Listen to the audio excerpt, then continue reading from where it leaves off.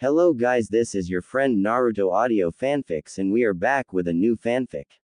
Which is what if Naruto became the Shinigami's chosen successor? Spirit Master Naruto, Secrets of Death Unleashed in Naruto times Anko times Hinata times Ino times Sakura times Tamari times Tenten times Kurenai times Tsunade times Shizune times Yugao times Mei times Konan times Karen times Yugito times Samui times Mabui times Fu times Ayame times OC Ultimate Spirit Harem, Part 1. And if you enjoy this fanfic then please press the like button and subscribe to my channel for more fanfic like this. And now let's start the fanfic. It was a quiet day in Konoha. The civilians and shinobi across the village went about their daily lives as normal. In the academy, one Naruto Uzumaki was waiting for his sensei, along with his other teammates Sakura and Sasuke. Two individuals who proved that they had no value as human beings. But they weren't his concern as of this moment, for you see, Naruto had a gift. He was able to see the spirits of those whom have passed away. That's right, he can see the dead. When he first gained this ability it proved overwhelming. Like he was gazing through a spyglass which showed him things he could never have perceived before. The spirits rarely ever interacted with him. Spirits were slow to trust strangers, especially those of the living, regardless if they could see or not. Most spirits went about their own business, though a select few became friends with the boy. Naruto often saw a red-haired female spirit stalking him. She never spoke to him other than a friendly wave. She always kept her distance but usually stayed within sight, as though she were watching him. Another spirit was the ghost of Makoto Uchiha, the mother of Sasuke, whom was often infuriated by Sasuke's disregard for others, his ego, and his arrogance. Today, Makoto wasn't around, but there was one spirit that was sitting next to the blonde. She had these purple markings on her cheeks. She would glance at him, then look away. As though she wondered if he could actually see her. "I can see you," the blonde whispered to her, to avoid gaining the attention of his teammates. The girl jumped slightly in surprise and spoke to him, "Sorry. I couldn't tell if you were looking at me." My name is Rin Nohara. Nice to meet you." She gave him a warm smile as she shifted in her seat. Naruto Uzumaki. "So what are you doing here? You look like you're waiting for someone," the blonde whispered to her, hoping he might be able to help this girl. "Oh, you noticed. Well, you're waiting for Kakashi Hatake, right? He is my teammate. Or was, while I was still alive." She spoke in a somber tone. "What's he like?" the blonde asked since he wanted to learn more about his new sensei. "Well, he was a bit of a loner. But he wasn't a bad person. But, after my death he has been torturing himself. He constantly visits the memorial for fallen ninjas. His eyes particularly focus on the names of our team. I think right now, he needs some kind of closure." She answered him with a small smile. If y'all want, I could help you out a bit. If you have something you wanna say, I could relay it to him." He offered since he could tell this girl needed some peace of mind. "Really? That'd be great. I'll meet up with you later. If I know Kakashi then he'll be taking you to Training Ground 7. She spoke excitedly then phased through the wall and vanished. I wonder if she'd make a good familiar." The blonde mused to himself silently, then in that moment a masked man similar to that of a scarecrow with silver hair walked in. He stared at the three with his visible eye. The Jonin then commented, "Well, aren't you an interesting bunch? Please meet me on the roof in 5 minutes. With that said he vanished in a swirl of leaves. Naruto scratched his chin and shrugged, deciding it wasn't worth the energy to complain about the Jonin's tardiness. The newly formed Team 7 made their way up to the roof where Kakashi was conversing with a small girl. If you don't mind my asking, what are you doing up here?" the Jonin asked in a confused manner. The girl appeared to be about 10 years old, wearing a black monk's cloak with the kanji for hush on her back, and she wore no footwear. Her hair was black, with a crimson streak along her bangs. Her face was a pale, creamy and smooth like a porcelain doll. Perhaps the most interesting and intimidating feature on her was her burning crimson eyes. Oh, it's Kessa-chan. The blonde called out upon recognizing the girl. He jogged up to her and gave her a hug followed by a kiss on both of her cheeks. You know this girl? Asked the Jonin with his lone eye widening. The blonde shrugged and answered, yep. This is Shizukessa. I sometimes do jobs for her every now and again. She doesn't talk because she has a scary voice. Scary voice? Kakashi asked, wondering if the blonde was being serious. Yep. Whenever she talks, people become deathly afraid of her. I'm not sure why. She has such a soft voice. Like a little bell. The whiskered teen commented in a casual manner. The red-eyed girl merely rolled her eyes for a moment then presented a black leather tome. The blonde skimmed over the contents for a few moments then spoke, okay boss. I'll take care of that after I'm through with my team. Shizukessa nodded in understanding and leapt off the roof, vanishing to the streets below. Ignoring the odd exchange, Kakashi stuffed his hands in his pockets and spoke, well, that aside, let's begin with a team introduction. What do you mean by that, sensei? Asked Sakura with a confused expression. This caused both Naruto and Kakashi to sweat drop and think, she can't be serious. I think sensei means something like this. My name's Naruto Uzumaki. I like ramen, Kessa-chan, and a few other people that I won't name at this time. I also like spirits, ghosts and such things. I dislike rapists, liars and cheats, people who deliberately ignore their responsibilities, and people who don't respect the dead. My dream is, well, in layman terms, to be the best I can possibly be. The blonde spoke, giving both an example and an introduction. Spirits, ghosts, what a creep, thought the fangirl in disgust. HMPH. Just another loser, thought the Uchiha in dismissal. Well now, he's much more interesting than I thought. The masked Jonin thought with some amusement. Kakashi then cleared his throat and spoke, very good Naruto-san. My name is Kakashi Hatake. I have a lot of likes and dislikes. And, I haven't really thought about my dreams for the future. At this the three genin sweat dropped since he only revealed his name. My name is Sakura Haruno. What I like is, blush. My dreams for the future are, fangirl squeal. And I hate Naruto, she yelled at the end while pointing at the blonde. The whiskered teen's only response was to flip the bird. Oh great, a fangirl. If nothing else she could be used as bait or a distraction. The Jonin thought in grim amusement. Though he also hoped that she would grow up, however it most likely won't happen.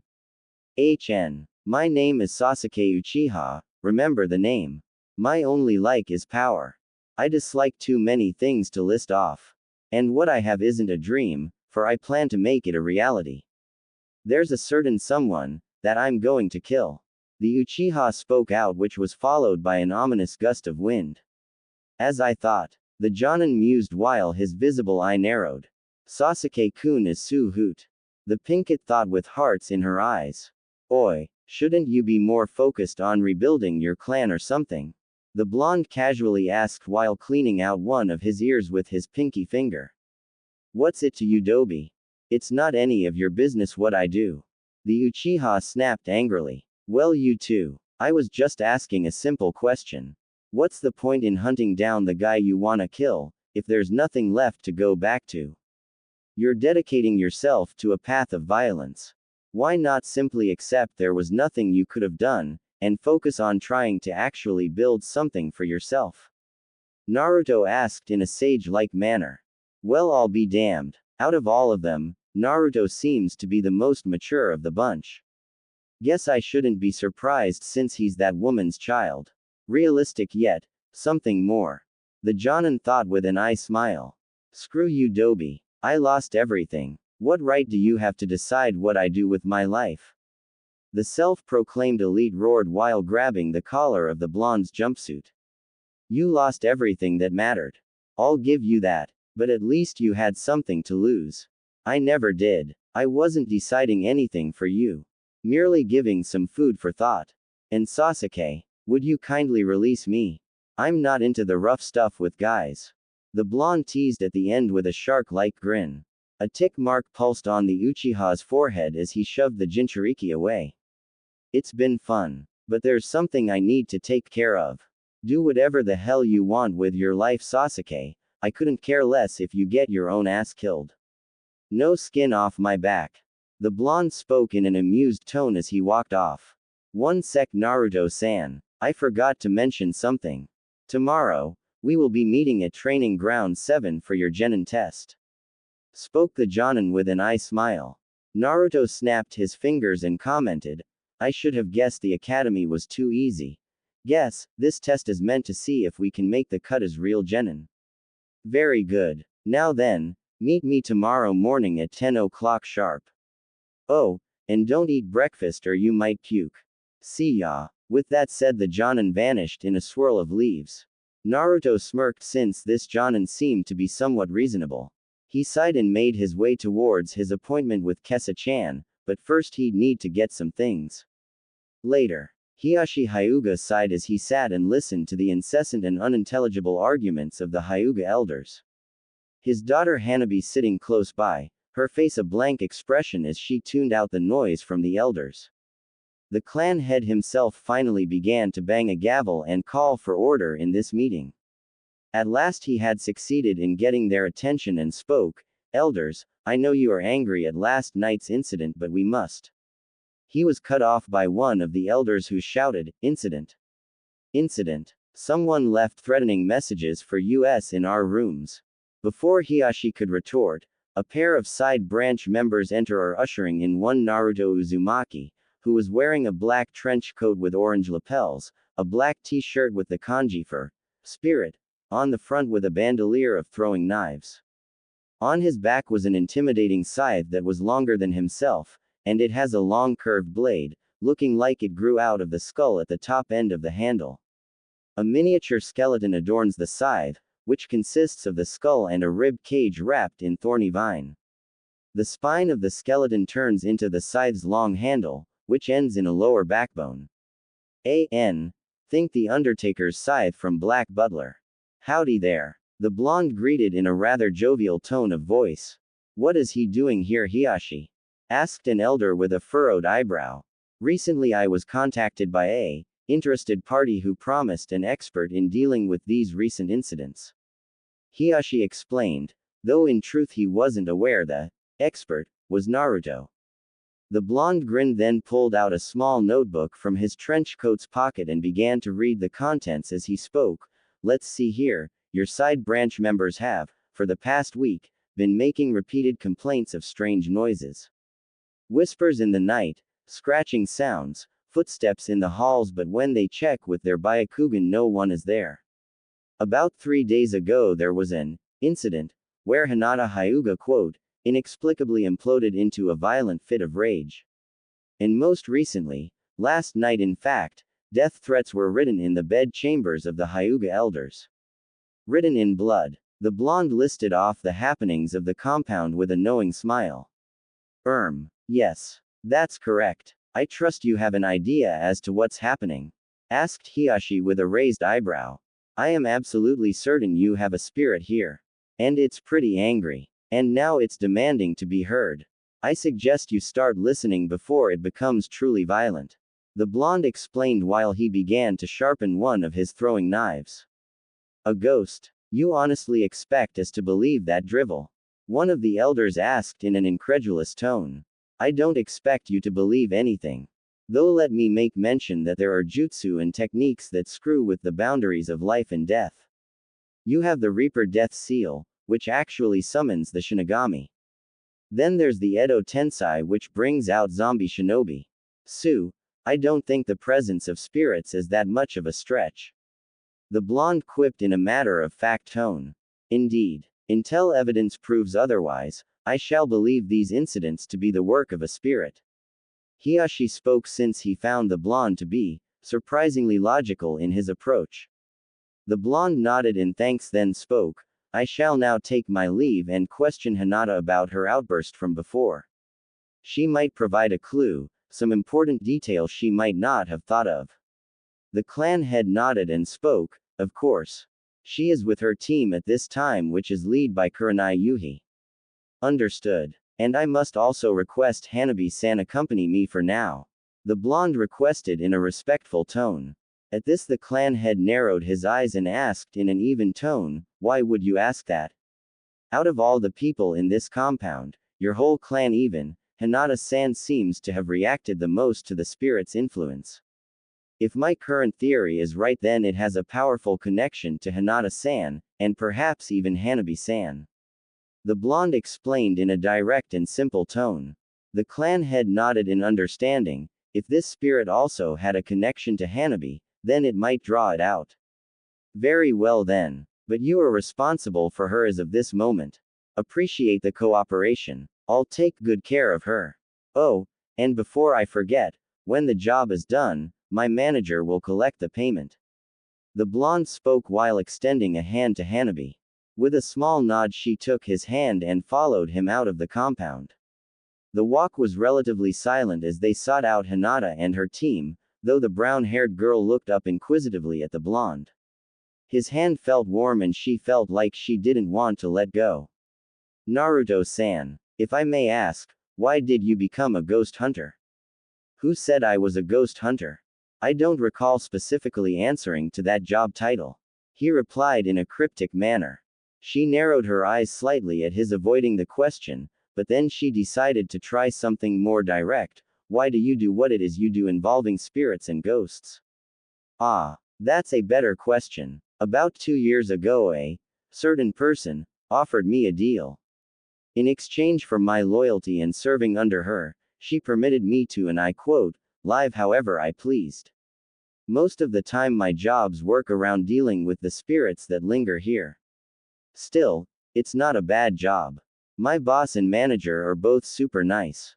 They gave me a bunch of awesome weapons, and even trained me up some. I could probably take down a low-level Jonin if I put my mind to it. The blonde answered her with a smile. She was mildly confused by some of which he said, mostly involving certain person, and the deal he was offered. But chose not to comment on it as she asked, "Are you a medium?" "A spirit medium? Nah, nothing so fanciful. But my eyes are something special. Here, see as I see." He spoke and placed his palm over her eyes for a moment. A tingling sensation filled her eyes as he lifted his hand away. Suddenly her vision was an explosion of colors as she saw spirits of the dead, or what she assumed was spirits since they were walking through walls and other people. Believing this to be a genjutsu, she hastily performed a kai, but the spirits didn't leave her vision. Pretty disorienting. I know. At first it's like looking through a kaleidoscope for the first few hours.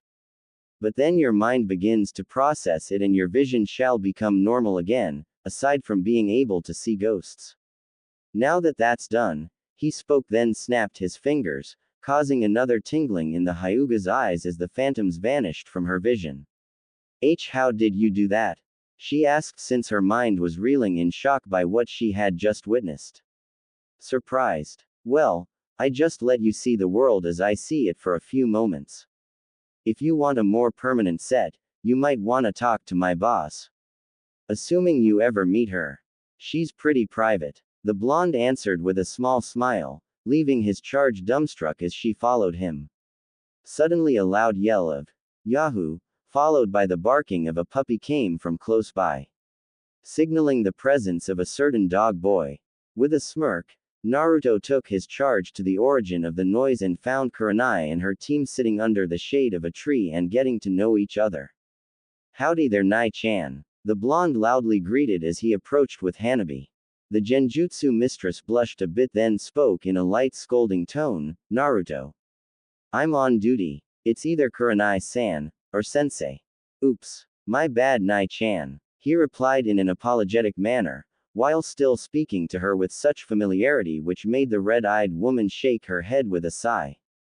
Huh, Naruto. What are you doing here? How do you know sensei, and why's Hinata's sister with you? Kiba asked in a rapid-fire manner. Me. I'm here on official business and I'm afraid Hanabi-san is part of it. As for how I know Nai-chan, I kidnapped her, locked her in my basement and took advantage of the position she was in. He explained in a jovial manner.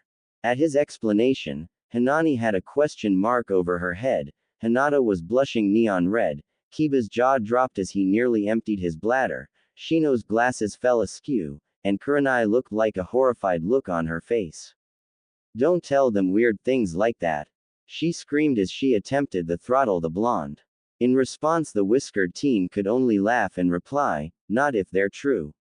A fiery aura exploded from the genjutsu mistress as she tried even harder to strangle the boy, just to shut him up. Finally, she broke down crying while beating the ground with her fist. You ruined me. You ruined my image as a Jonin sensei to my team.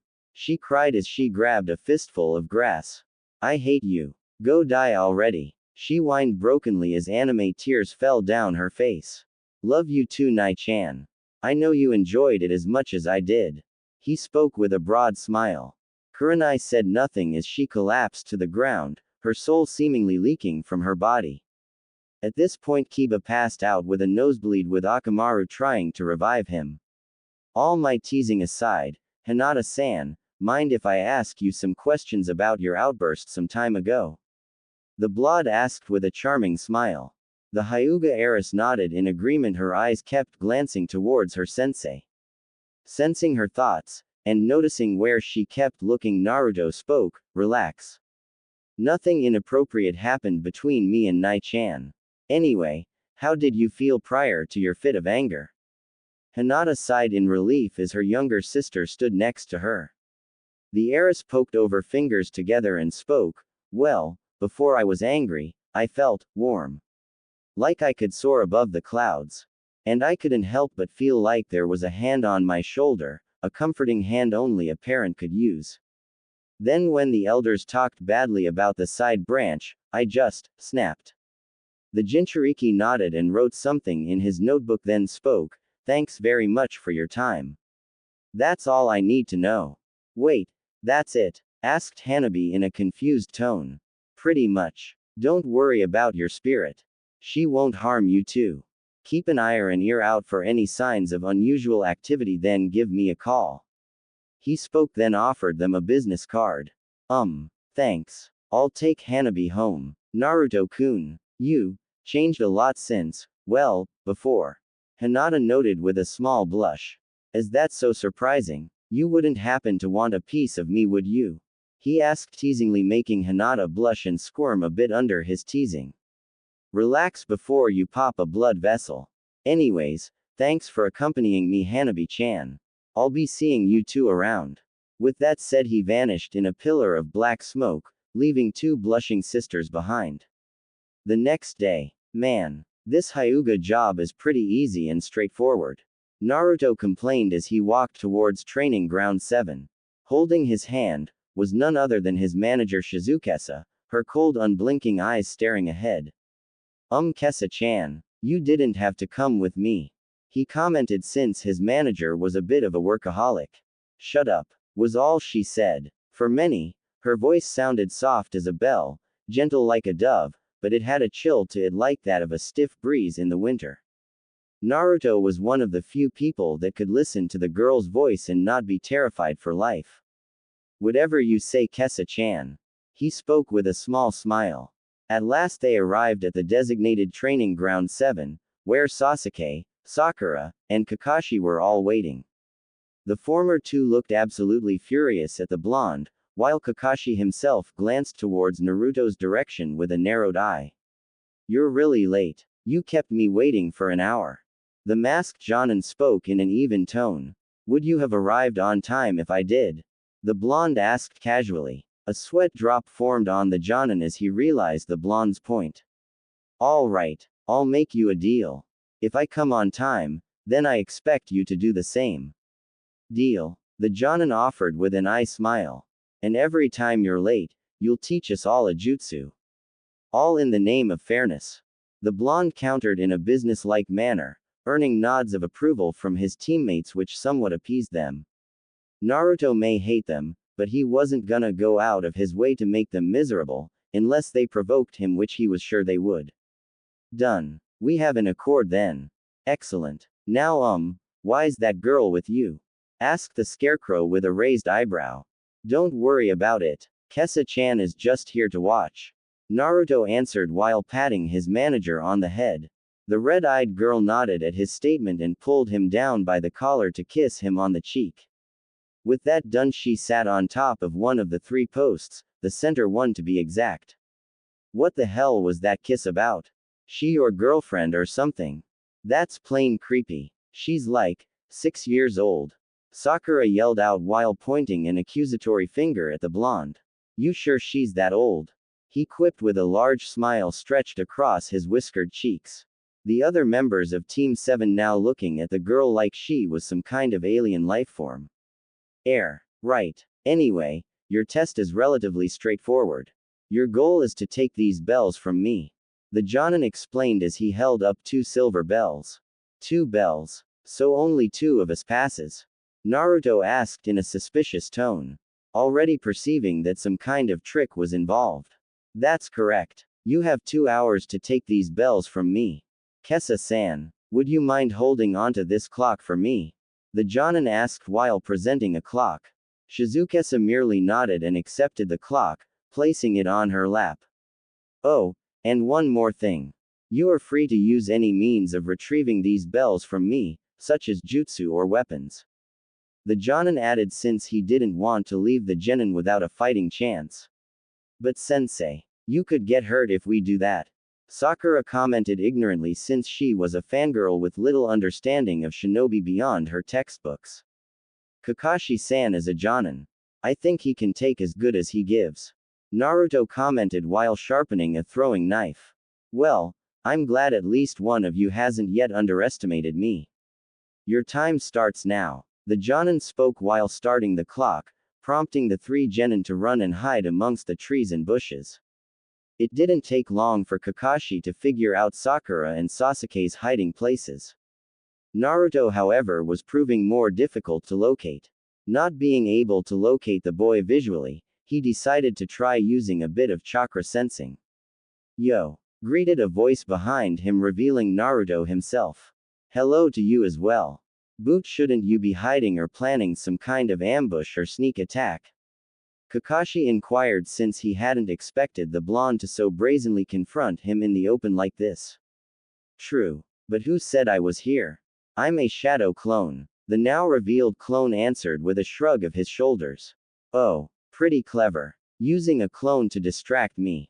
The jonin commented with a bit of pride. Much obliged. Anyway, a mutual friend of ours met up with me just a few seconds ago and asked me to deliver a message to ya. The clone spoke with a small smile. The jonin pulled out his favorite orange book and replied in an uninterested tone, yes. What's the message? With a smirk the clone answered, the Sanbi incident wasn't your fault.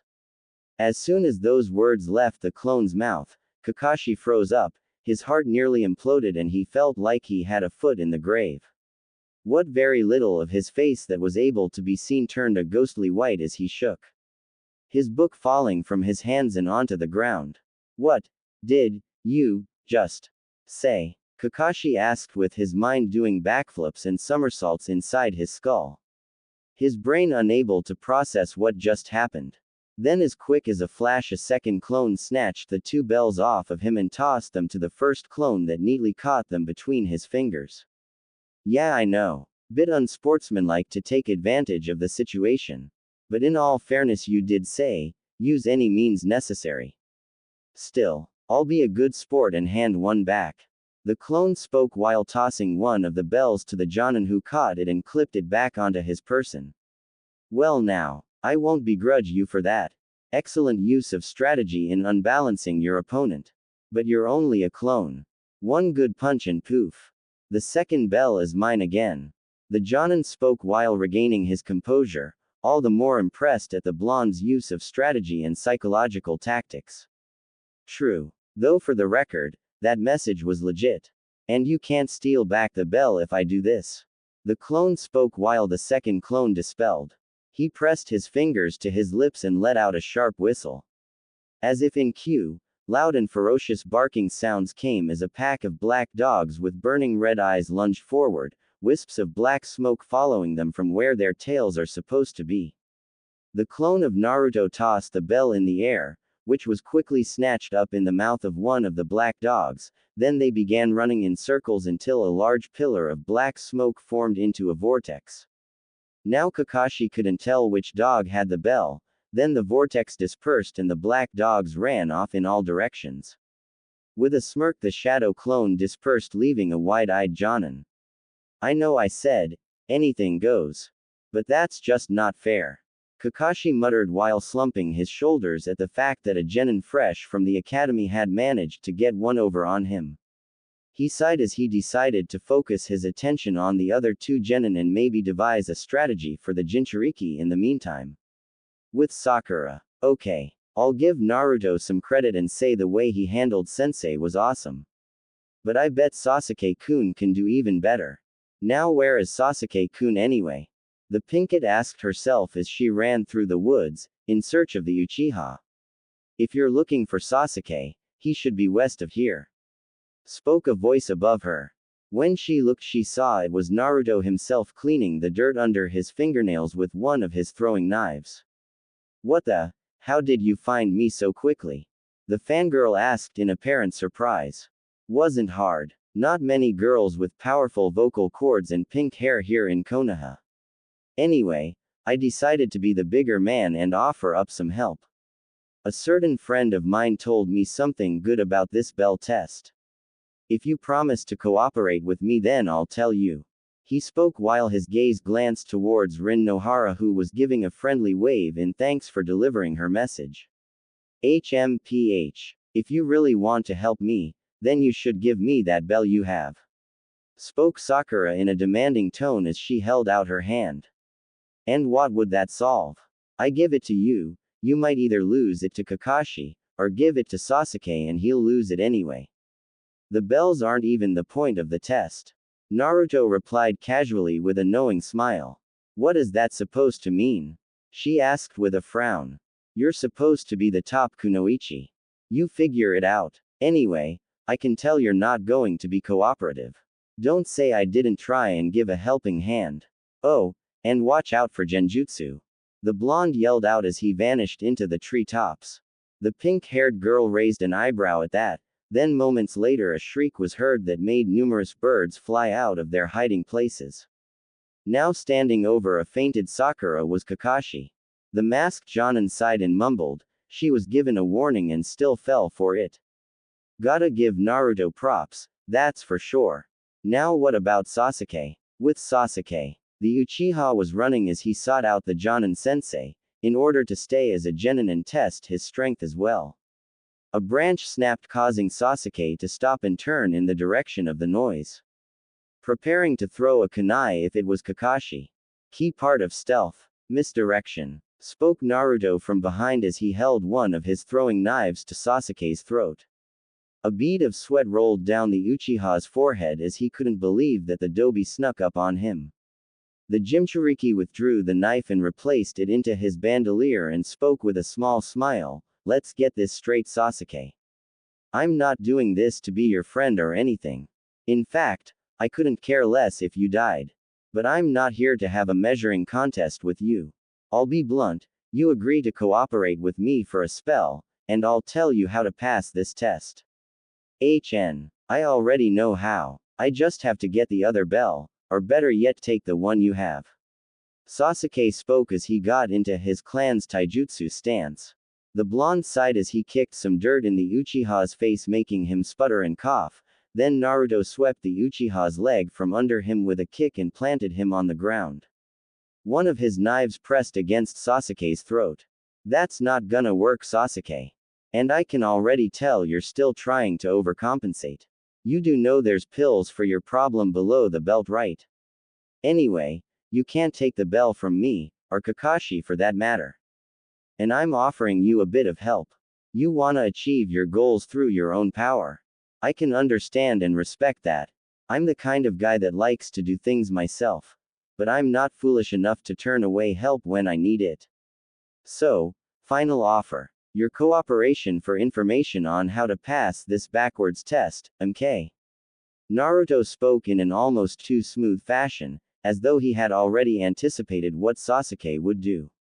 I don't need help from someone that tells me what to do about my revenge. What do you know about it anyway? The Uchiha demanded angrily as he shoved the blonde away. Naruto sighed and holstered the throwing knife before answering, like I said. I wasn't telling you what to do. Was just offering food for thought. As for what I know about revenge, trust me, I know plenty. There's quite a few people I have on my shit list. But right now, I'm content with how things are. Seems like our 2 hours are up. As if in cue, an alarm clock began ringing, signaling the end of the test. Sasuke grit his teeth angrily at the whiskered teen for wasting his time. You can stop glaring daggers at me. The bells weren't even the real test. Spoke the blonde with his hands behind his head as he walked off towards the 3 posts at Training Ground 7. Minutes later, Naruto was sitting cross-legged with Shizukesa in his lap, feeding him from a bento provided by Kakashi for the genin. Sasuke sat by too as he ravenously ate from his bento. Sakura, however, was tied to the middle post, her bento sitting open in front of her, making her stomach growl angrily. Well, so far, Naruto-san has proven to be the most successful for 3 reasons.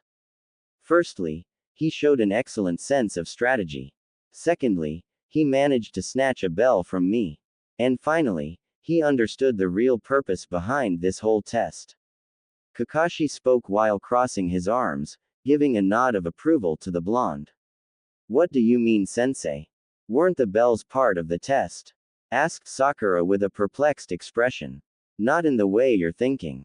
As Naruto attempted to explain to both of you, the bells weren't the real test. The real test was seeing if you could work together. Sakura, you were focused entirely on Sasuke that you're semi-dependent on him. Sasuke, you believe you're so far above the rest that they weren't worth your time. Kakashi scolded them since he wanted to end this charade. But Naruto didn't help us either. Whined Sakura as she tried to shift the blame to Naruto, who merely flipped the bird as his manager fed him some more food. True, he didn't. But he understood the purpose of the test. He wanted to secure your cooperation before telling you. Kakashi explained with a narrowed eye. Then why didn't he just tell us directly? Asked Sasuke with a large frown. Don't act like I'm not here. And if I would have told you, would that have encouraged you to cooperate with me? The blonde asked at the end in a rhetoric manner. The silence from his 2 teammates being his answer. Kakashi sighed. He had a long ways to go with this bunch, but still, he had another idea. The dynamics of this team wasn't going to work. Sasuke and Naruto constantly clashed, and Sakura was quite biased due to her fangirl nature. He needed to try something else. Then a light bulb blinked over his head as he spoke. I think I might have something else in mind. This caught the 3 genins' attention as they wondered what the Jonin was up to now. I'm going to pass all of you. If only because I feel sorry for Sakura and Sasuke. Naruto, however, shall be apprenticed to a certain Jonin. He spoke the last part with an eye smile. What? Why does the Dobi get to be an apprentice to somebody? Shouted Sasuke in both anger and jealously. Several reasons. For one thing, I think my teaching style won't suit Naruto and nurture his growth as a shinobi. Plus I don't have much to teach him anyway. The Jonin I have in mind will be a much better fit for him. The Jonin explained with an eye smile. Works for me. Though, you sure the only reason you're passing those 2 is out of sympathy? They are rather touchy when it comes to Sasuke. Naruto noted with a knowing smile, which caused Kakashi to chuckle nervously. That Naruto didn't miss a trick for Kakashi was admittedly pressured by the civilian council. With a 2-fingered salute the blonde spoke, peace out bitches. And walked off with his manager in 2. Rin Nohara followed close behind and thanked the blonde for his help. However little it was. Think nothing of it. Part of the job, Rin-chan. Though, if you really wanna thank me, you could be one of my familiars. The blonde spoke in a casual tone. Familiar? Asked the former Jinchuriki with a raised eyebrow. Simply put, my manager Kesa-chan acquires a finger bone from your person and makes it into a token, allowing me to keep you at my side. And when the situation is appropriate, I channel you so that I may have access to the abilities you had in life. The blonde explained bluntly. Wow, that's really cool. But I don't really know where my remains are. Rin spoke while crying anime tears. Don't worry about it. Kessa-chan is really good at her job. She'll find your remains. The blonde replied while patting his manager on the head, who gave a simple thumbs up. Then I'll happily be your familiar. It'll be nice to have someone to talk to. Say, what's with that redhead over there? Is she yours? Rin asked while pointing towards a familiar spirit that had followed the blonde around since his first day on the job. Naruto grinned and clenched his fist, causing a series of sharp whistling noises to ring through the air, causing the red-haired spirit to be ensnared by a number of wires. Gotcha. You've been following me around for some time. I wonder why you've never approached me. As he got closer, he could see the problem. This woman's soul was incomplete, as evidenced by the fact multiple parts of her body was replaced by static. At a distance it remained unnoticed, but on close inspection it was evident. Incomplete souls were a tricky business. Rare, but not unheard of if the person used certain techniques to split themselves apart. Incomplete souls are highly sporadic and unpredictable in nature, since they followed their most base instincts and could be easily sent into a feral rage. Well now, seems like you weren't deliberately avoiding me in the traditional manner. You lack the capacity to communicate your needs. Well then, let's bottle you up and see if we can find the rest of you. The blonde spoke as he pulled out a special sealing bottle meant for spirits and crammed the incomplete spirit inside. Fortunately, spirits, no matter what state they're in, are surprisingly elastic in nature, thus they can be crammed into things like jars and such if they've been sealed correctly to prevent the spirit's escape. At last he managed to seal his spirit stalker away and placed her inside his trench coat. The rest of the walk to his and Shizukuse's apartment in the business district, where the more expensive restaurants, homes and such reside, was uneventful. Damn. No matter how many times I come here, I still remember what a shithole my old apartment was. Naruto commented as his manager locked the door behind them. With her usual blank and expressionless face, she picked the blonde up with strength disproportionate of her small body and tossed him on the nearby bed. Removing her monk's cloak and exposing her small, almost flat chest, and her smooth, perky ass. Already? No foreplay, huh? The blonde teased as his manager pounced up on him and removed his clothes. He wasn't sure when he and his manager began such a relationship, but he wasn't complaining. She was certainly both energetic as she was domineering. Shut up, was all she spoke in her cold, whispery voice. She kissed him roughly as her small hand reached inside his pants to bring out her prize. Minutes later, the sounds of thumping, moans, and other inappropriate noises kept the neighbors up for nearly 6 hours. The next morning, Fuck. Naruto groaned as he got up from bed, slipping on his boxers. He went into the kitchen. The smell of bacon enticing him to full awareness. In the kitchen he found his manager Shizukesa wearing an apron in the cooking a hearty breakfast for him with a large amount of eggs and bacon. You raped and used me all night and now you're cooking me breakfast. Best manager ever. The blonde teased, hoping to get a rise from her. Shut up, was all she said in her whispery voice and pointed towards a chair with her cooking utensil, prompting him to take a seat with a small smile. Good thing the boss doesn't care about relationships between coworkers so long as we do our jobs and keep the books balanced. The Jinchuriki commented in a joking tone. Shizukesa merely nodded and placed Naruto's serving in front of him on the table. Then she knelt down on her knees and pulled down his boxers. Again. We must have done it 12 times last night. I'm not sure we can. Hello. Okay. That got me going. The blonde spoke as his eyes widened at his manager's actions. He merely shrugged and decided to enjoy the feeling as he ate his breakfast, the sounds of exaggerated slurping coming from beneath the table. Okay. You might have the underage and underdeveloped body of a 10-year-old, but what people don't know is you're really over 3,000 years old. Sue. Who's the real pedo? He joked again. This time he jumped in his seat and groaned a bit. Okay. That kinda hurt, he muttered with a wince. A few minutes later he finished up his meal and his business with his manager, who gulped loudly while licking up a certain white substance from her lips. A knock came from the door, prompting Naruto to open it, revealing one Anko Mitarashi. Hey Gaki. Seems your neighbors are filing complaints about the nightly noise. The purple-haired woman spoke with a teasing grin, noting the underdressed form of both Naruto and Shizukawa. Oh yeah, tell them that they can go eat. I don't care about them. So what brings your fine piece of ass over to my place? You looking for a threesome? Give me about 2 hours of rest and I'll be good to go again. The blonde spoke with a grin while checking out Anko's bust. First day and already harassing your sensei. Tisk tisk tisk. For shame Gaki-kun, she teased with a large grin on her face. Sensei. Oh, Kakashi asked you to take me on as an apprentice, huh? The blonde realized with a smile on his face at having his Anko-chan as his sensei. You got it. I agreed, more for your sake though. The paperwork has already gone through and I am your personal sensei.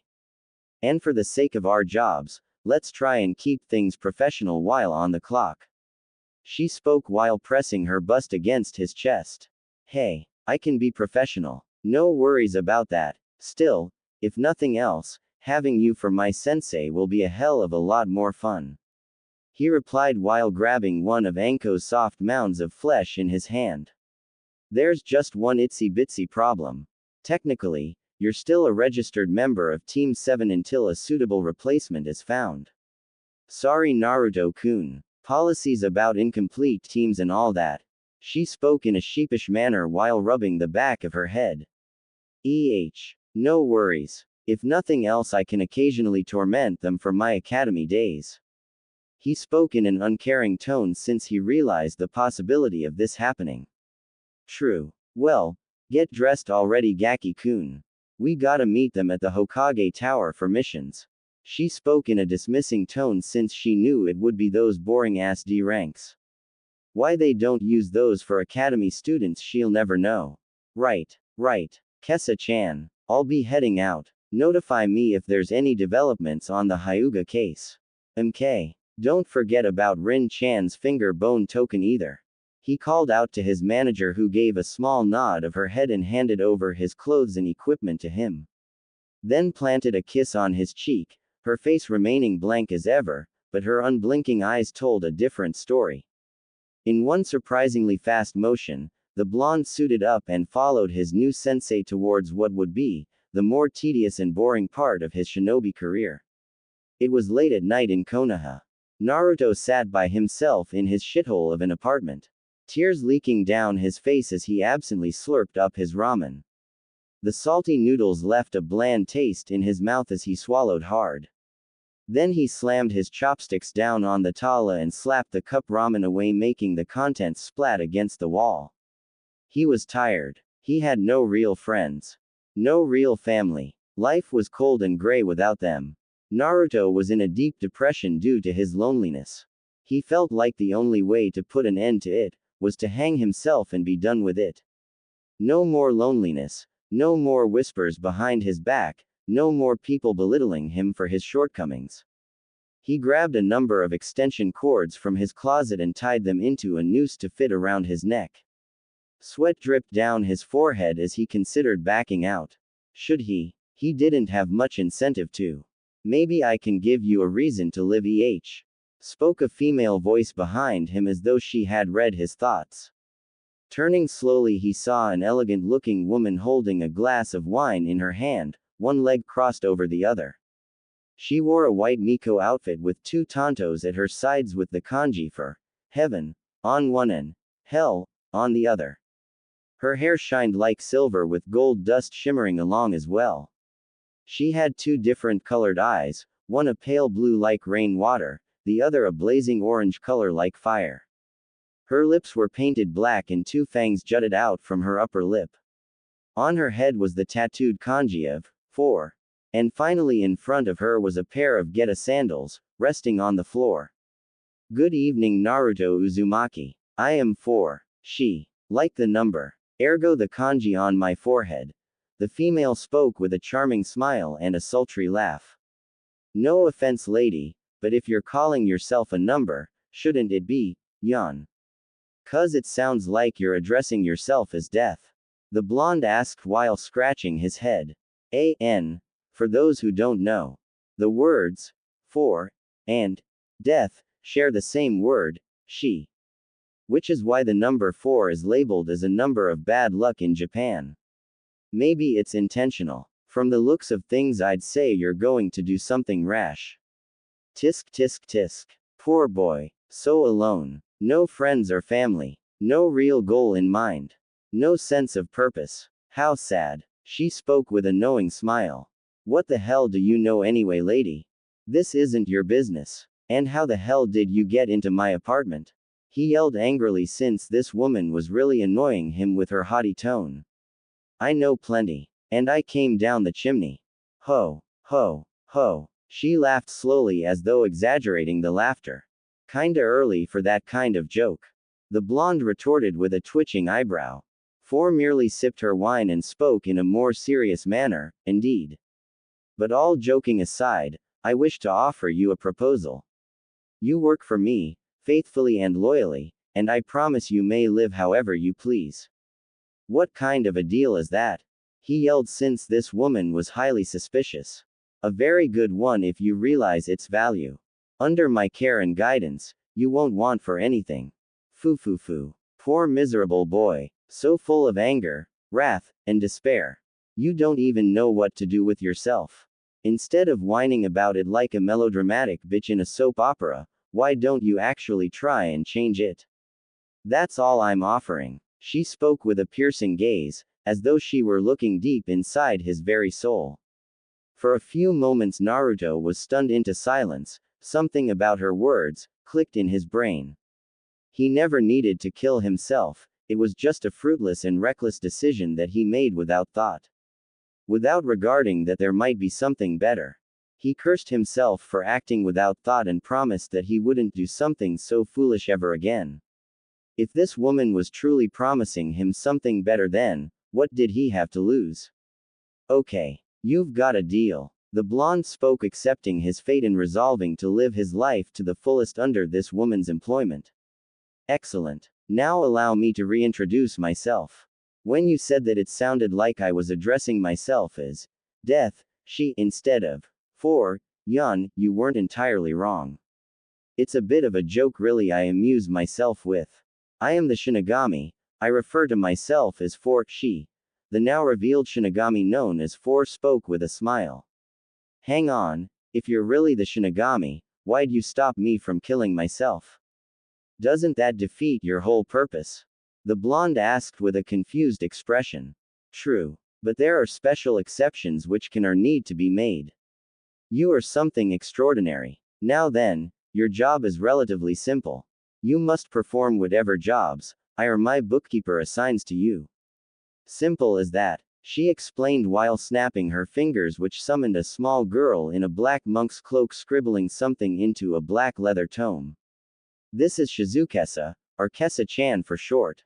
She is my bookkeeper. Isn't she cute? Don't be fooled by her appearance, she is well over 3,000 years old.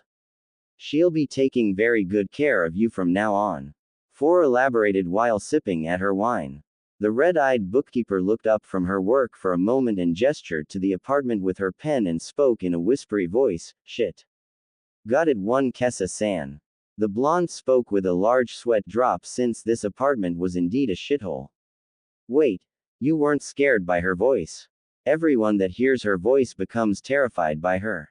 The Shinigami spoke with a surprised expression, her eyes widened slightly. I thought her voice sounded nice. Like a little bell. Naruto replied in a blunt manner. For smiled and chuckled slightly. I see. You amuse me. Very well then, Kesa-chan shall be your manager from here on. She'll tend to whatever you need and assign various jobs for you. Oh, and since you'll be working for me, you're going to need the eyes of the Shinigami. Here. See as I see. She spoke before planting her palm over his eyes. A strong tingling filled his eye sockets as she released him, an explosion of colors filling his vision as he nearly stumbled over. Don't worry. You'll get used to the new eyes. We'll be in touch, Naruto-kun. And happy hunting. You'll get your scythe later from Kessa-chan. With that said, she snapped her fingers and vanished from existence, leaving the whiskered boy with his new manager. So, I don't suppose you can get me out of this shithole apartment, can you? He asked while looking almost pleadingly at the bookkeeper. Can do, was all she said when she lifted him up and tossed him out the window with surprising strength that was disproportionate to her small body. Naruto screamed as he fell to the ground with a loud thud. What the hell was that for? He yelled out angrily since he got chucked for no apparent reason. Shizukesa appeared on the rusty and rickety railing of the apartment's fire escape, an intimidating triple-bladed scythe in her hand as she spoke in a quiet voice, training. This prompted the blonde to begin sweating bullets, and run off into the night, leaving a dust cloud behind him as his manager gave chase. Present time. Naruto's eyes fluttered open as he awoke, his head resting on the lap of his manager who was tenderly stroking his scalp. Her crimson unblinking eyes staring into his sapphire blue ones. Hey Kessa-chan. Just had a dream, or more specifically a memory of how I got started on the job. He spoke with a large grin. His manager merely nodded since she remembered the events quite well, more specifically her daily training of the blonde proved quite amusing for her. Will you stop slacking off and help us, Baka? Yelled one Sakura Haruno, ruining the moment as she picked up litter from a river along with Sasuke, who was also glaring at the blonde for his laziness. What? I'm helping. The Jinchuriki quipped while pointing at the various shadow clones who were helping as well. Pretty clever. That's my student for ya. Leaving clones to do the boring D ranks. Yelled Anko with a bit of pride, Kakashi standing by with an eye smile directed at the blonde, giving him a thumbs up for taking an easy way out. Hey, Dobi, teach me how to make these clones. Sasuke demanded angrily, Sakura shouting her agreement and that she should be taught too. At their demands, a light bulb blinked over Naruto's head as he turned to the pair of Jonin with a malicious smile. Should I? We can call it a training accident. Kakashi immediately grimaced at the idea. The shadow clone technique was specifically placed in the Forbidden Scroll because of its high chakra consumption. Make one too many clones and your body would give out from chakra exhaustion. The masked Jonin's guess was that's what Naruto was counting on should he have his way. Let's not. I'd prefer not to have them killed because of carelessly teaching a forbidden jutsu. Damn. Way to spoil my fun. Naruto groaned while crossing his arms with a frown. Anko laughed at his expense and yelled, better luck next time, Gaki-kun. Kakashi shook his head at their antics. Perhaps both Naruto and Anko were too much alike. Both had a certain pleasure in pissing people off for their own amusement. He then glanced at the snake user and spoke to her. Say Anko, I've been meaning to ask. How are you so familiar with Naruto? I'm aware you met a few times but, well, I wasn't expecting you to be so close. Oh, he helped me out a while back. I don't really wanna talk about it. It's personal. The purple-haired woman replied nervously as she laced her fingers together. Kakashi's visible eye widened as he pointed a shaky finger at her. Anko, you didn't. What? Asked the snake user as she raised an eyebrow. Did you do it, with? Kakashi asked nervously as he kept glancing between Naruto and Anko. The purple-haired woman's eyes filled up with realization as she spoke angrily, Kakashi Hatake. You've been reading that book too much. Get you head out of the gutter and put the book away, or else I'll burn it on top of your junk.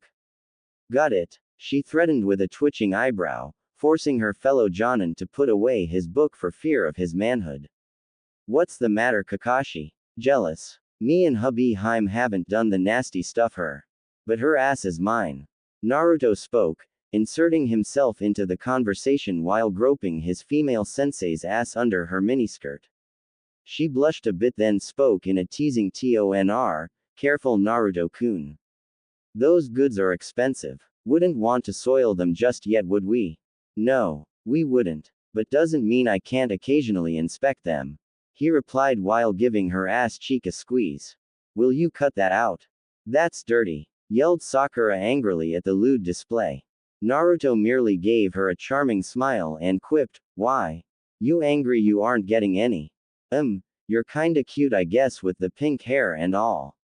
Declare that Sasuke is an emo with a pencil and I might consider making you my cute puppy bitch." At this, the fangirl's voice got caught in her throat as a mental image of her wearing puppy ears while on a leash filled her head. She shook her head of that image since she wasn't into that kind of thing, or was she? Naruto-san, must you always be so crass? Asked Kakashi with a raised eyebrow, wondering why the blonde spoke in such a manner. Not all the time, but I like how it with people's heads. Especially when it comes to questioning some guy's masculinity. Like Sasuke for an example. You can tell he's trying to overcompensate for his underdeveloped. The blonde explained as if it were perfectly normal. Screw you Dobie. Maybe we should question how big your is. Sasuke snapped angrily since the blonde had constantly kept referring to his size. Touchy touchy. If I triggered you like that then I must be right about something. As for my junk, I certainly haven't had any complaints from my female companionship. The Jinchuriki answered with a large grin. We are getting off track here. Can we please finish up this mission and move on? The copy ninja asked to preserve his own sanity and move things along. With a bitter sigh, the genin of the team nodded with the real Naruto resuming his position on his manager's lap. Meanwhile, Kazashi Haruno had just arrived home from another council meeting. A deep sigh escaped him. In recent months an anonymous donor had paid him and his fellow civilian council members exorbitant sums of money to keep their mouths shut and leave the Jinchuriki alone. The money was far too good to ignore, so he was satisfied with leaving the demon brat to his own devices. But recently he learned that Naruto was on the same team as his daughter. So he angrily demanded the Hokage remove the boy from the shinobi ranks for his daughter's and the Uchiha's safety. The Sandaime dismissed him completely, stating that Naruto was now apprenticed to Anko Mitarashi, and that once a suitable replacement for Team 7 had been found, then Naruto would be peacefully, legally, and quietly removed from the team. Leaving Kazashi's demands moot, the pink-haired man shuddered at the thought of the snake whore and demon brat together. There was no telling what kind of trouble they could concoct together. The sound of a can opening came from the kitchen, causing the ex-shinobi to look inside and find a woman with an orange streak along her bangs, wearing a black jacket and jeans. Her amber eyes looked up towards him as she took a sip of beer. She chuckles then asks, "Do you have any peanut butter? I prefer crunchy. More texture." What? Was the only intelligent reply Kazashi could muster. "Ya know, peanut butter. Tasty stuff ya scrape across bread. Sometimes put jelly with it. I'm not stuttering, am I?" She spoke in a taunting manner. Kazashi swallowed a lump in his throat and pointed to a cabinet next to the fridge. With a smirk she rummaged through it and found what she was looking for. "Ah, it's smooth," she complained as she popped the jar open and used a butter knife to spread the peanut butter across a slice of bread. Who are you? How did you get in my house?" he demanded while breaking into a cold sweat. "Call me Mary. New. Here's the thing, you've been receiving a lot of cash to leave Naruto alone, yeah? The only rule was to leave him be, and you'd be paid handsomely. And now, you've broken your promise. So, I'm here to settle your debts and make sure you keep your trap shut." She spoke with a large grin, pulling out a meat cleaver from her jeans. "My benefactor doesn't like being cheated. So now I'm gonna enjoy shit up," Mary said in a near demonic tone, her tongue sliding across the blade. "Mebuki. Call the Anbu. Call anybody." Kazashi screamed in terror as he lunged towards his room where he kept his old shinobi gear. "Go ahead and run. Make this more fun for me," yelled the voice of Mary as she slowly stalked after him, her boots making a thump sound with each step. Kazashi slammed the door to his room shut and locked it. The footsteps slowly but gradually getting closer. Then, they stopped. Thinking he had some time, he attempted to unlock the display case where he kept his old hair, but saw in the reflection, was his wife Mebuki. bound in the and gagged with a large apple in her mouth. Her jaws spread too wide apart, and her teeth dug into the apple's flesh, keeping her from speaking. Sitting on the blonde woman's lap was Mary. A saucy grin on her face as she both sadistically and sensually dragged her cleaver along Mebuki's finely aged face. A stream of urine fell down the chair's legs as the blonde woman lost control of her bladder and fell into blissful unconsciousness due to sheer terror. Oh, and I wanted to play with her some more. She's not bad looking, spoke the amber-eyed woman as she slowly walked towards Kazashi, rotating the cleaver in her hand. Kazashi got into a sloppy taijutsu stance, showing off his distinct lack of training. Mary just chuckled as two clones appeared and grabbed him by the arms. With a smile they dragged him back down into the kitchen and ripped off his clothes. Then pressed him flat against the floor. Mary smirked as she jammed an apple in his mouth, cutting off his ability to speak. She then eyed the nearby grill outside and asked while grabbing a large baster, "Tell me, you ever been to a luau?" Back with Team 7. D-rank mission to clean litter has been completed. Kakashi announced with his signature eye smile. In response, Hiruzen nodded, having just returned from a meeting with Kazashi which proved just as exhausting as paperwork. Running mission assignments was a welcome relief. "Oi, old man, how about giving us AC rank already?" asked Naruto in a jovial tone, his manager at his side scribbling into a black leather tome. "Naruto, address the Hokage with more respect. And your team is far too inexperienced for AC rank," yelled one Iruka Yumino, another person on the blonde's shit list. "Ya didn't have to yell. I'm hard-headed, not deaf. Oi, old man, isn't there like a prerequisite for number of D ranks before a team's ready for AC rank? Oh, and Iruka, this won't be my team for much longer." The spoke while clearing out his ear with his pinky. The Sandaime nodded at the blonde's question and answered, "Very good, Naruto-kun. That's quite correct. Standard number is 12 to 15 D ranks before a team is considered ready for AC rank." The whiskered teen nodded and began listing off the missions they had done so far, counting them on his fingers. First was catching Tora, weeding a garden, walking a group of dogs, and most recently cleaning up a river. Which made 4, meaning they would have to complete 8 or more missions. The blonde then got a gleam in his eye and spoke, "Old man, give us every D rank you have on file." At this, Iruka did a spittake from his coffee, not believing the blonde's attitude and at how he requested for every D rank mission. Are you sure about that?" Hiruzen asked while taking a drag from his pipe. "Sure, I'm sure. Just hand him over and soon-to-be-made army of shadow clones will handle the rest." The blonde replied with a large grin. Kakashi and Anko's eyes widening as they gave a solid thumbs up. Sakura and Sasuke quietly admitted that they were glad Naruto abused the shadow clone jutsu. While Shizukesa herself only nodded, fully expecting him to pull something like this. That. You can't do that. That's cheating," yelled the scarred Chunin using his big head jutsu. Naruto merely shrugged and spoke while sharpening a throwing knife, "Might be. But I don't recall there being an official rule prohibiting the use of shadow clones to handle multiple D ranks." At this, Hiruzen could only chuckle since the boy had a point. Why make a rule for something when even cages are hard-pressed to use the shadow clone technique? Enough. I can tell you're pretty serious about this. If you're that determined to get AC rank, then I won't hold you back. Plus, from Kakashi's reports on the Bell test, and since Jonin-sensei will be present, I see no harm in permitting this. Your mission is to investigate an odd cult that sprang up in recent weeks. So far we believed it was just a drunken group of delinquents and juveniles. But recently there have been signs of strange rituals being conducted.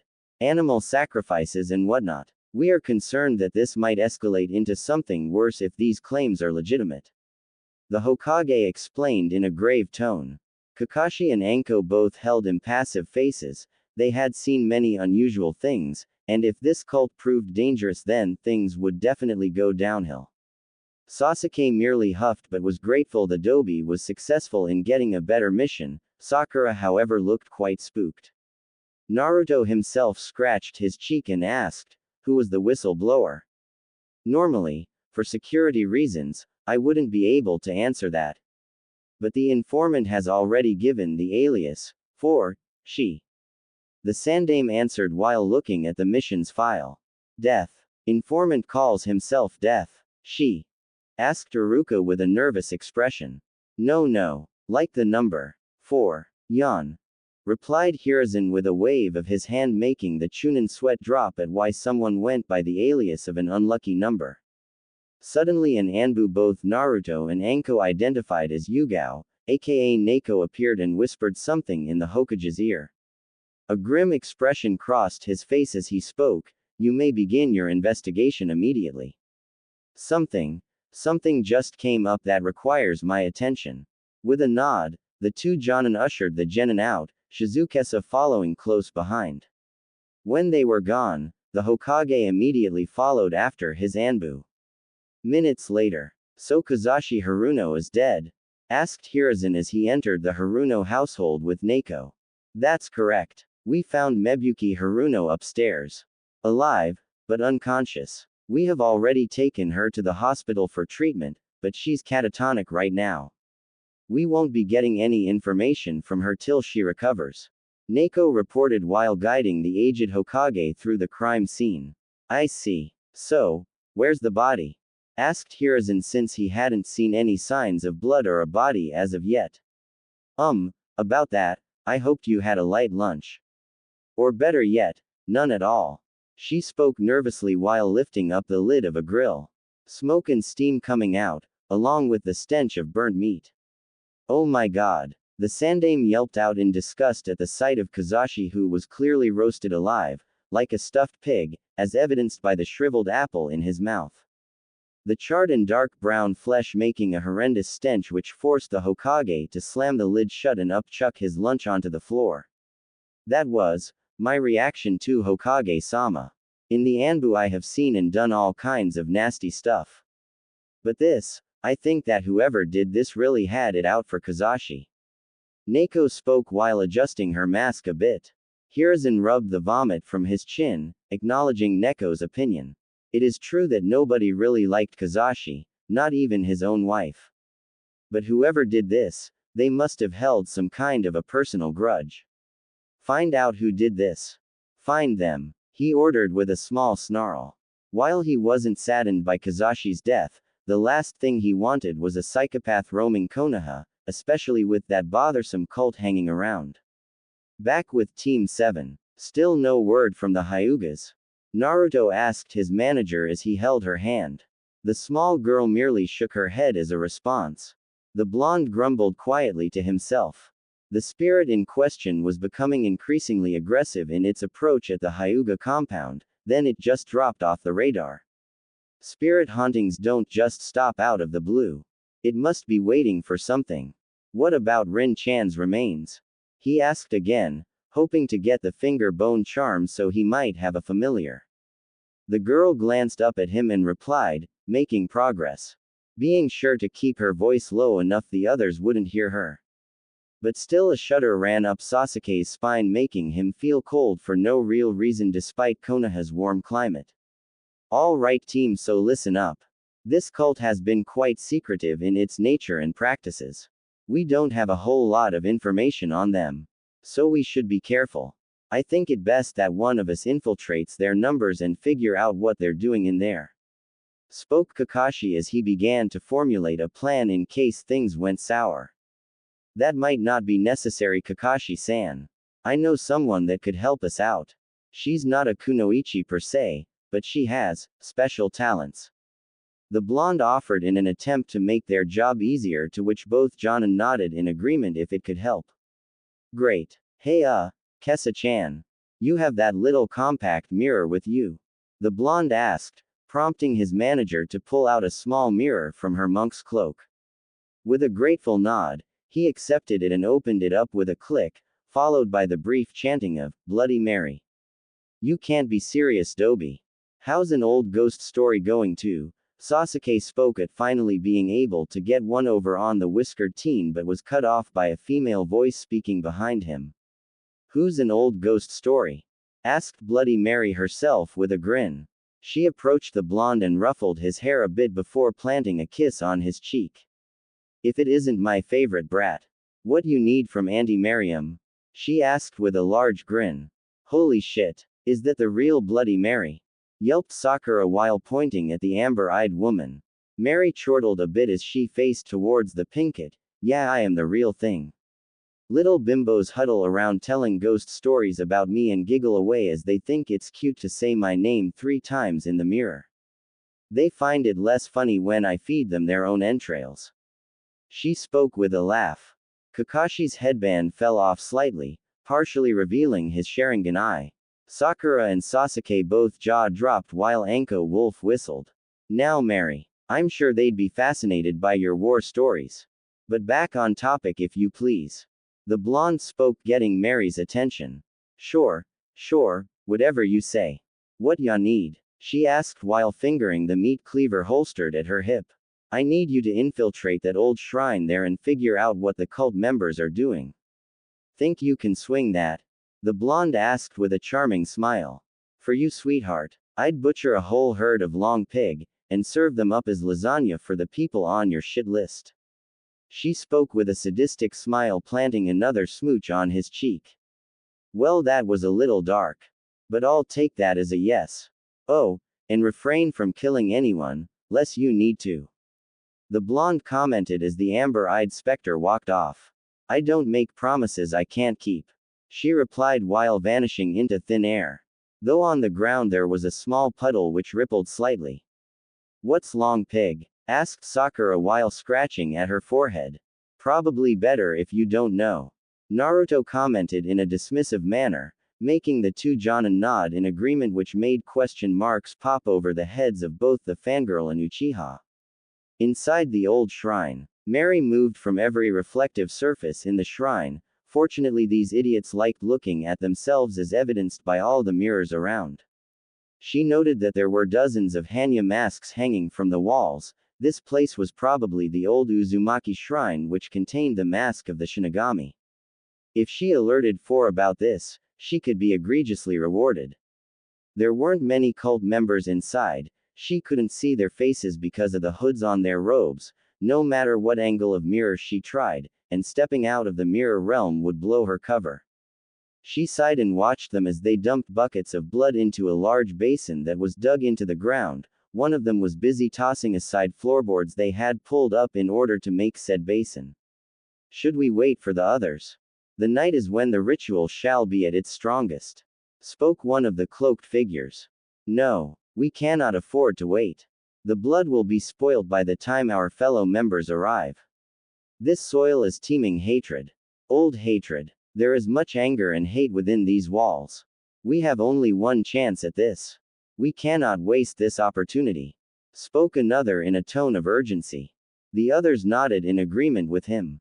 Forming a circle around the blood-filled basin in the ground, they began chanting in a language that Mary couldn't understand. As their chanting grew louder and louder, the blood began to bubble and boil. Steam began filling the room as the blood grew hotter and hotter. Mary could feel it even from within the mirrors. She knew then, these people were actually trying to summon something. Something not of this world. After some minutes, the boiling blood evaporated into steam, but in the center of the basin was a large solid clump. It then began to move, arms outstretched to the ground as it pushed itself up. The slender legs appeared, one, then the other, as the figure rose up from the ground, revealing a female figure. The blood dripping off her skin, exposing her pale, almost gray-skinned flesh. That's our lord. He doesn't look anything like in our books. Spoke one of the cult members in confusion. No, you idiot. Something must have gone wrong. Kill this imposter and let's try again. Yelled another, which made them pull out tantos from the sleeves of their robes. The woman's eyes opened, revealing deep amethyst-colored eyes as she let out a loud scream, the force of it sending the cultists into the walls and cracking the mirrors. The woman then bolted out the front door and run off in the outside, Team 7 heard the girl's scream followed by her running out. Naruto! Get the runner! Shouted Anko as she and Kakashi rushed inside to arrest the cultists.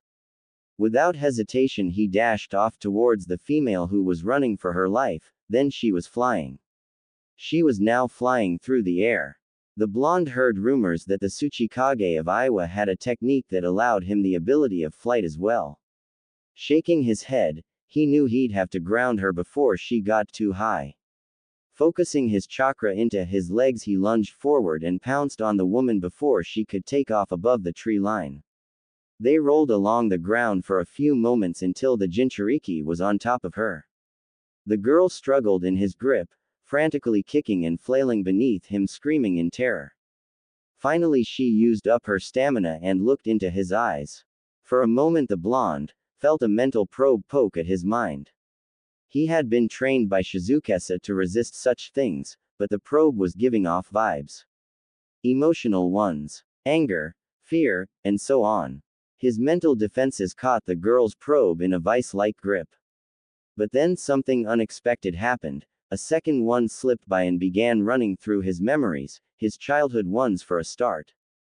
A sudden pained expression filled her eyes. She saw the pain of loneliness, the feeling of not being loved by friends or family. The looks of loathing and the whispers. It was all there. She realized, he wasn't a threat. She relaxed in his grip and retracted both mental probes from his mind. Sensing she had calmed down, he released her, unclipped his scythe from his back and threw his trench coat on her to cover her body. She accepted the gesture and slipped her arms through the sleeves, buttoning the coat closed and tying the bottom part to preserve her modesty. Come on, let's go. He spoke in a gentle tone, offering her a hand up. She glanced between his eyes and his hand, her lip quivering slightly as though she were struggling to find the right words to speak. Please, was all she managed to choke out. Please. Please what? He asked, wondering if he had hurt her. Please, make a covenant with me. She managed to speak as she found her voice. The blonde quirked up an eyebrow as he wondered what she meant by making a covenant. Without warning she lunged up towards him, her smooth and warm lips meeting his. Her voice spoke deep inside his mind. Our covenant has been made, servant of the Shinigami. Forever yours. Forever together. I, formerly known as Rachel Roth, shall be your raven. I will be your wings. I will be your eyes. My magic will be your tool. In return, there's a certain being I wish destroyed. When she broke off the kiss, she fainted dead away in his arms. A calm expression filling her face now. I know you're there. Naruto spoke calmly as Mary appeared from behind. A small smile on her face as her hand brushed against his shoulders. You must have guessed by now, yeah. Those cultists summoned her here. Though I don't think it was her they wanted. Spoke the mirror phantom with a look of interest in her eyes. Tell the boss what you need to. But in Konoha, we'll tell them she was a human sacrifice they kidnapped. I think it best you vanish for a while, Mary. The blonde spoke as he picked Raven up in a bridal carry. Sure thing. Ms. 4 should be able to dig something up. See ya around. It's always fun hanging with ya. Interesting things keep happening around you. She spoke with an amused expression, then vanished out of existence. Later. It has been a few hours since the arrest of some key members of the unnamed cult. Team 7, Anko included, were labeled as heroes for rescuing the mysterious girl from being sacrificed. Or so the news went after the official report had been made.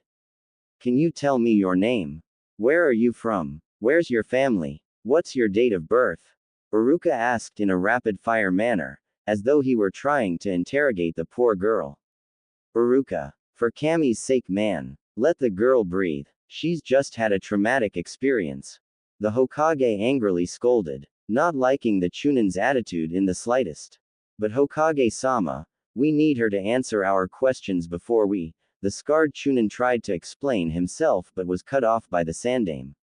Enough. Get out. I've had enough of you, Uruka. Shouted Hiruzen as he literally gave the academy teacher the boot, right out the door. Sitting in front of the Hokage's desk was Naruto, there to give the real story on the day's events. Standing next to him was Anko, who was giving the pale-skinned girl a sympathetic look. "I'll be outside in case he comes back. Holler if ya need something." The snake user spoke and left the office, locking the door behind her. With a sigh, the Sandame sat down with a tired expression and spoke, "All right, Naruto-kun. I'm aware that you're an expert when it comes to these types of things. Your boss sent a very persuasive letter convincing me to trust your judgment on matters involving the strange and supernatural. So what's the real story behind this poor girl?" To sum it up, those cultists were trying to summon something from another realm beyond this one.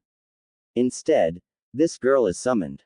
She referred to herself as Raven, and made a covenant with me. I think that she must indeed have some form of a connection to whatever the cult is trying to summon. And whatever it is, I guarantee that it won't be friendly. The blonde spoke in summary, while also providing a warning. With one group caught, the others will work hard to conceal themselves. And knowing the fanatically loyal types, we will have a hard time breaking them. If this is as bad as you say, we might resort to more, less than legal methods. The Sandame spoke gravely while lighting his pipe. A bunch of cultists or an entire village's worth of people. Take your pick. Shouldn't be hard. I'm gonna take this Raven with me. She might be able to shed some more light on things later. Naruto spoke as he got up and escorted the girl out, with Anko following close behind the two as they exited the tower. Outside the Hokage's window, unseen to the human eye, is the Shinigami, identified only by the name, 4. Her different-colored eyes narrowed as she muttered, "So, Trigon's bastard child is here How interesting. Naruto-kun, I wonder if you have it in you to slay a demon lord." With that she snapped her fingers and vanished to another part of Konoha. The Hyuga compound. At the Hyuga compound, Hanabi Hyuga was in her private bathroom. Dressed in her pajamas and preparing to brush her teeth. She squeezed the tube of toothpaste, causing it to spill onto her brush. She then snapped the cap closed and began scrubbing at her teeth while humming a small tune. All the while she thought of Naruto. He seemed like a pretty nice guy, though maybe a tad odd. She actually wanted to see him again, maybe get to know him better too. She suddenly felt cold as she spat into the sink. When she looked up at the mirror again, she saw that her mirror had fogged up. She tried to clear the mirror up with her hand, but no matter how hard she tried, she couldn't wipe it off. Then, a letter formed at the top of a mirror. Followed by another, and another. Until it formed the message, "Hush now. Quiet now." Hanabi gulped as she shakily dropped her toothbrush to the floor, then the light bulb for the bathroom exploded overhead, sending sparks about. Then an invisible hand grabbed the young girl over the mouth and dragged her into the darkness. On the ceiling was a new message in red that reads, "She is mine. The elders will not have her. Or the other." End chapter 2. Omake. Camping trip. A.N. Happy anniversary tomorrow to my girlfriends. Carly and Kiana. Ha ha ha. Training. I'm gonna train. I'm gonna train to be Hokage. Chanted the voice of Konohamaru, who marched through the woods, after having taken a wrong turn to meet his current teacher Ebisu. The scarf-wearing boy marched along until he came across a campsite. Chock full of goodies and food. Whoa. Awesome. Hey. I wonder if this is the lair of a bandit. The boy spoke in a playful manner while holding up his fake shuriken, trying to act like a real shinobi. Hey. You touch any of my stuff? Asked a female voice behind him. When he turned, he was met with the form of an ebony-skinned woman who was stretching her arms. Her chocolate out for the world to see. What the hell? A jungle bandit? Asked the young Sarutobi in shock, and a nosebleed forming. Okay, that was a bit racist. But whatever. The name's Carly. You're a little far from home, kid. Then again, I'm far from home. The now identified Carly spoke in a casual manner, sitting on a fallen log as she roasted a marshmallow over the fire. Lady, where's your clothes? The boy asked while trying not to stare at certain places. Left them at home. Made a bet with my girlfriend's sister-in-law, Emily. We're in the woods, no clothes, with only a fully stocked tent. Though the change of scenery is kinda nice. Last time I spoke with my boyfriend, he told me he had a dream about me wrestling down a bear. Haha, I might be a dyke, but even I couldn't wrestle with a bear. Them suckers grow big. Carly spoke with a large grin, then she felt the hot breath of something on the back of her neck. Turning around, she was met by the sight of a large grizzly bear, panting and sniffing at her. So far, it didn't show any signs of aggression. Hey there Yogi. How ya doing? Ya like chocolate chip? She asked while offering a cookie from a box labeled, Chips Ahoy. The grizzly sniffed at the snack, then ate it up from her hand. The young Sarutobi was amazed at the sight of this woman feeding a bear a box of cookies. Eyeing a camera, he picked it up to take pictures of the sight. Carly slowly rose up from her seat as she fed the grizzly another cookie. Then the flash of a camera occurred, which made the bear stand on its legs and roar angrily as it swung a law at her. She ducked under it and tossed the box aside, yelling, "You want some? You want some Smokey? Come get it, boo boo." She sent several blows to the bear's midsection as the camera flashed again. The bear grabbed her in its paws in order to bite on her head. She headbutted it on the snout, making it reel back in pain. Letting out a war cry, she jumped on the bear's back and grabbed it around the neck in a chokehold. Another camera flash occurred as the bear tried slamming her against a tree. Holding tight, Carly refused to let go, then bit the bear on its ear. With another roar of pain, it rolled onto its back, but she released her grip and slid off before she could be crushed under its weight.